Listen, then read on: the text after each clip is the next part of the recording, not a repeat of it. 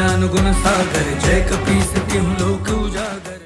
नामकरण समारोह के पश्चात केसरी अपनी प्रजा को मारुति से मिलवाते हैं। वहाँ दूसरी ओर शंभ साधन वन में वृक्षासुर नामक एक भयंकर दानव अपनी चीख से हाहाकार मचा देता है। वो अपनी विकराल जड़ों से जानवरों की परछाई द्वारा उन्हें पकड़कर निगल जाता है। प्रांगण में सूर्य की तीव्र रोशनी के कारण प्रजा अपने प्यारे युवराज को देख नहीं पाती है कि तभी मारुति अपनी परछाई का आकार बढ़ाकर उन्हें शीतल छाया का अनुभव कराते हैं। परंतु जब युवराज की परछाई शंभ साधन वन में वृक्षासुर की रेखा तक पहुंचती है, अब आगे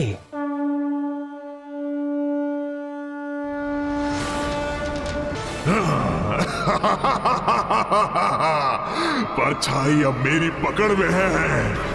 अब तेरे छूटने के सारे प्रयास विफल हो जाएंगे।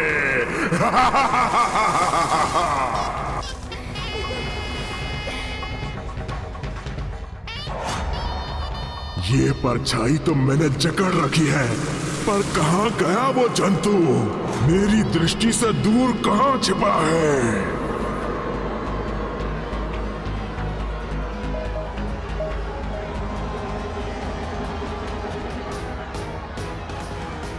देखिए, सब युवराज को देखकर कितने प्रसन्न हो रहे हैं। युवराज की जय! युवराज की जय! युवराज की जय! युवराज की जय!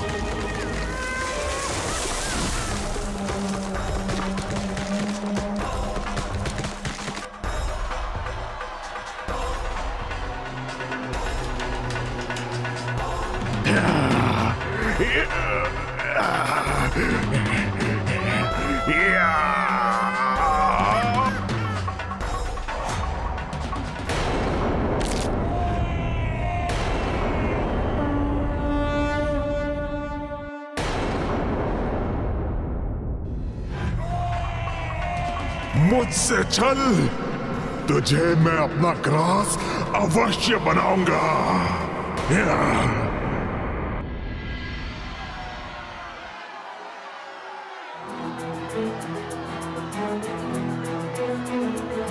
युवराज की जय! युवराज की जय! युवराज की जय! युवराज की जय!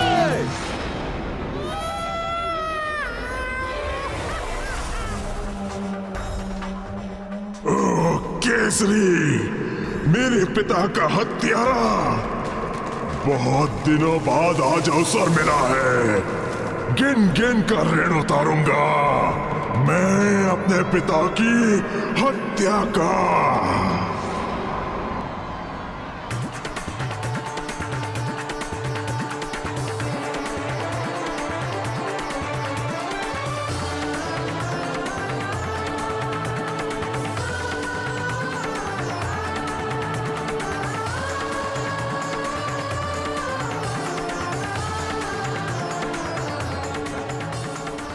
अच्छा, तो मेरे हाथ से निकला जंतु केसरी और अंजना का पुत्र है।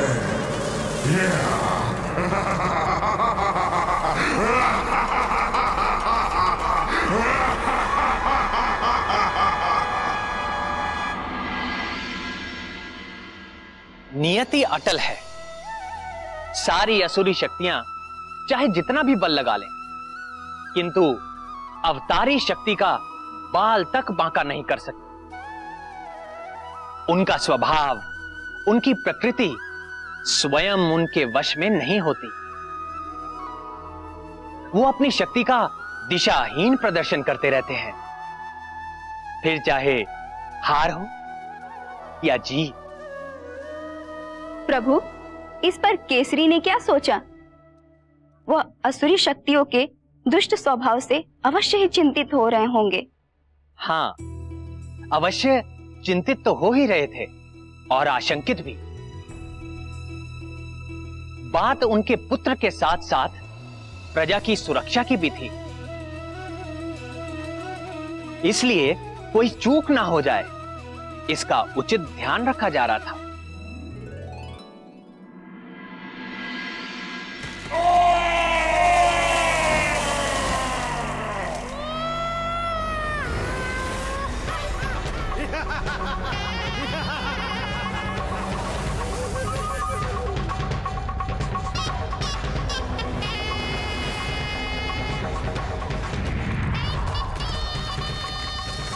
हिंसक वन्य जीवों की चित्कार से शंभ साधन वन और भी अधिक भयानक लगने लगा है। चित्कार से ऐसा प्रतीत हो रहा है जैसे कोई संग्राम के लिए ललकार रहा हो।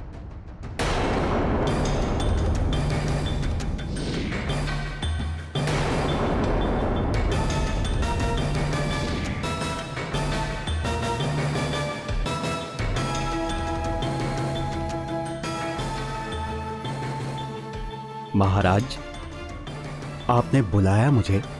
आज प्रातःकाल जो घटना घटी है उसे लेकर मैं बहुत चिंता में हूं मंत्री जी।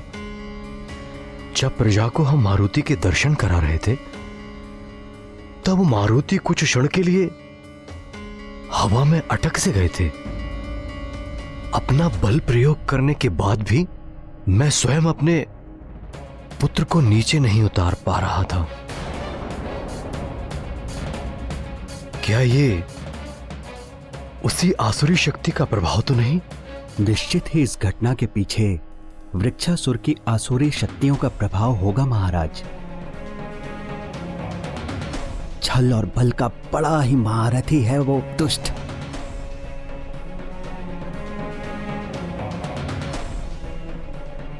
दुष्ट तो वो है, परंतु ये कैसे संभव हो सकता है? मारुति तो वृक्षासुर की पहुंच से बहुत दूर सुरक्षित मेरे पास थे। आसुरी शक्तियों का छल और चालाकी का क्या भरोसा महाराज।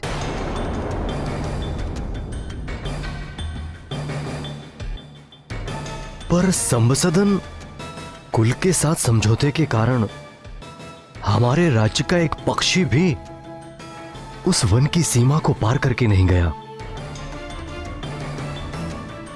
इसलिए उनका हमारा क्षेत्र में आने या मारुति को किसी भी प्रकार की हानि पहुंचाने का कोई कारण ही नहीं होता। इन आसुरी शक्तियों का छलवरे कार्य का मेरे साथ क्या संबंध हो सकता है? आपका कथन उचित है महाराज। शंभ सदन के वन में से किसी ने भी आज तक उस समझौते का उल्लंघन नहीं किया है, पर उन पर विश्वास करे भी तो कैसे? हमें चारों ओर दृष्टि रखते हुए हर प्रकार से सतर्क रहना होगा महाराज। उचित है, पर सुमेरु राज्य की सीमा पर खड़े संबसदन के पुत्र वृक्षासुर की गतिविधियों पर कड़ी से कड़ी दृष्टि रखनी होगी। जी।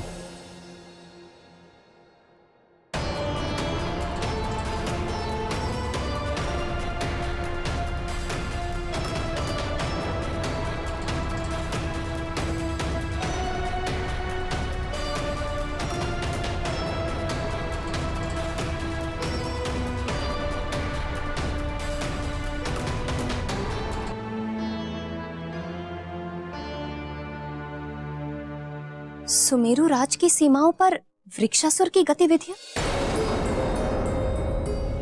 किंतु महाराज, हमारी कुलदेवी का मंदिर तो सुमेरु और शंभासदन वन की सीमा पर ही स्थित है ना? और परंपरा अनुसार कल ही हमें अपने कुलदेवी के दर्शन को जाना आवश्यक है। किसी तरह से ये कार्य पूरा हो जाए, बस भोलेनाथ से यही कामना है। चिंता का कोई विषय नहीं है। वृक्षासुर ने आज तक सुमेरु राज्य की सीमा में किसी भी प्रकार की सीमा लांघने का प्रयास नहीं किया है। और वैसे भी मैंने मंत्री जी को कड़ी से कड़ी सुरक्षा करने का आदेश दे दिया है और मंत्री जी की व्यवस्था पर मुझे पूरा विश्वास है।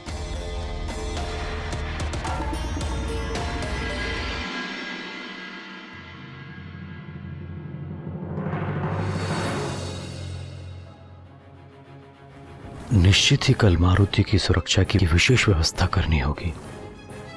सुरक्षा में किसी भी प्रकार की असावधानी ठीक नहीं।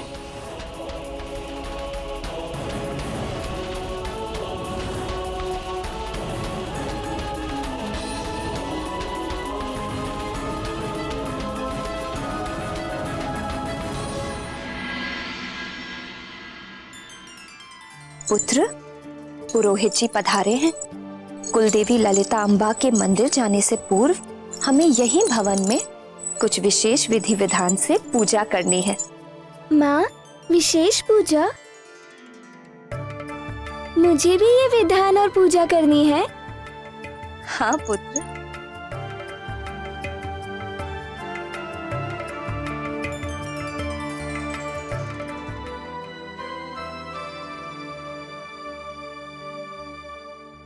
ओम नमः शिवाय।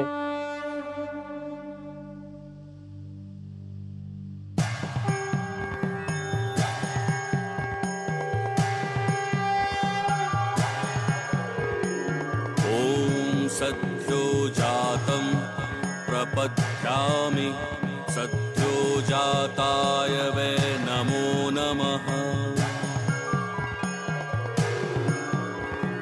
भवे भवे नाति भवे भवस्व मां भवोद्भवाय नमः। माँ, ये पुरोहित जी क्या कर रहे हैं?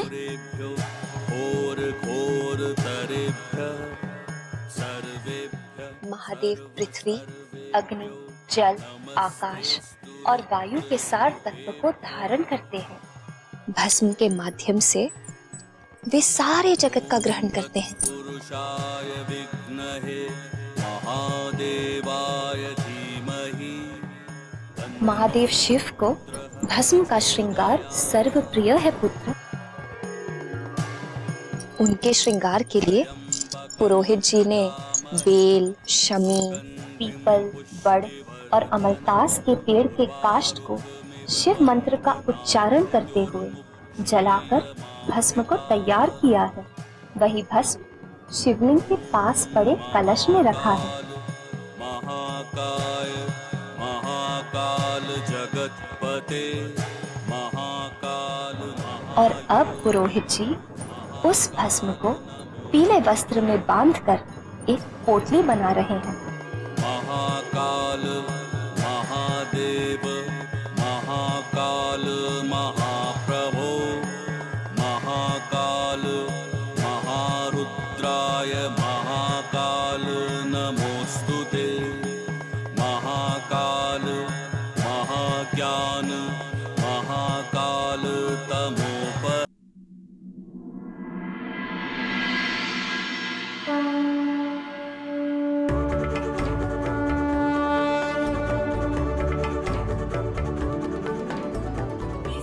अब आपके पिताश्री शिव मंत्र पढ़ते हुए इस पोटली से भस्म का छिड़काव शिवलिंग पर करें।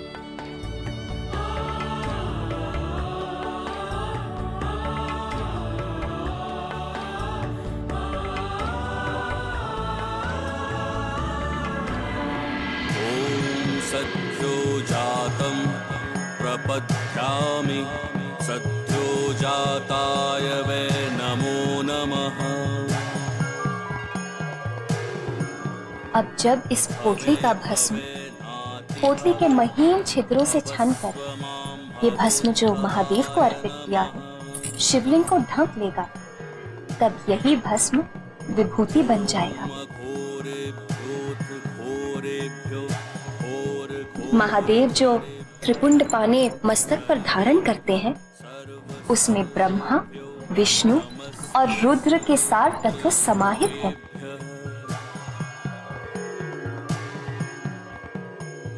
इस विभूति को अपने मस्तक पर धारण करने से शरीर, मन और विचारों की शुद्धि हो जाती है और इसे धारण करने वाला समाज में सदा सम्मानित और आदरणीय होता है। त्र्यम्बकं यजामहे सुगन्धिं पुष्टिवर्धनम् उर्वारुकमिव बन्धनान् मृत्योर्मुक्षीयमामृतात्। ॐ महाकाल महाकाय महाकाल जगतपते महाकाल महायोगिन महाकाल नमोस्तुते।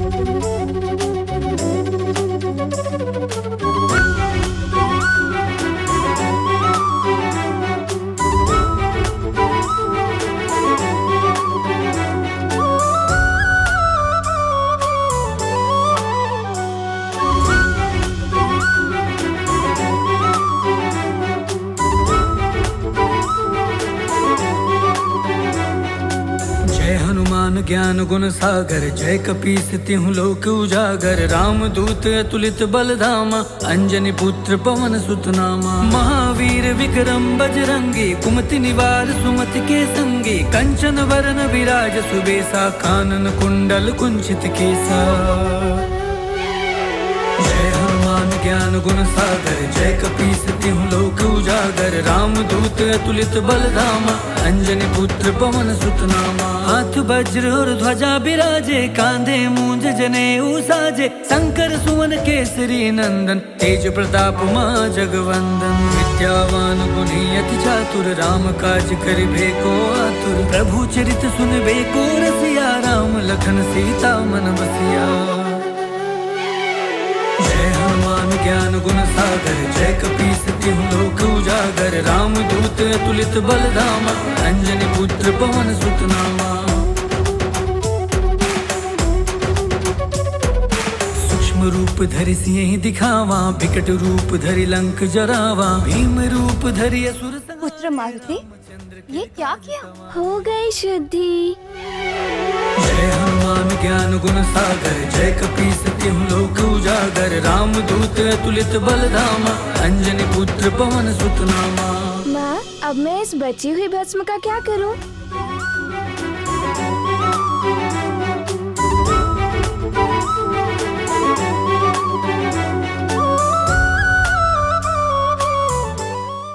युवराज, ये मुझे दे दीजिए।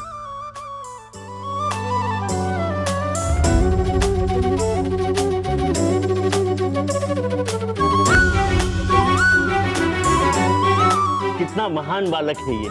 इस बालक के स्पर्श से भस्म भी विभूति बन गई।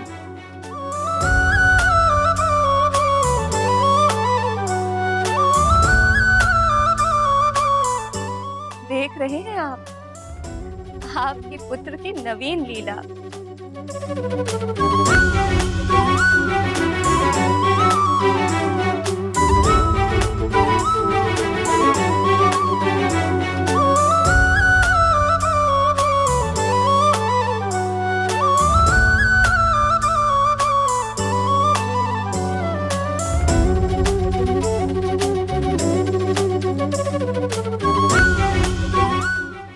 हे गौरी शंकर, 10 ही दिन में मेरा पुत्र 5 वर्ष के बालकों जैसा दिखने लगा है। यदि वह इसी शीघ्रता से बढ़ता रहा तो जल्द ही मैं उसकी बाल लीलाओं के आनंद से वंचित हो जाऊंगी। कृपा करे प्रभु, और उसे उसकी आयु के अनुरूप ही बढ़ने दे, ताकि मैं उसकी बाल लीलाओं का आनंद ले सकूं।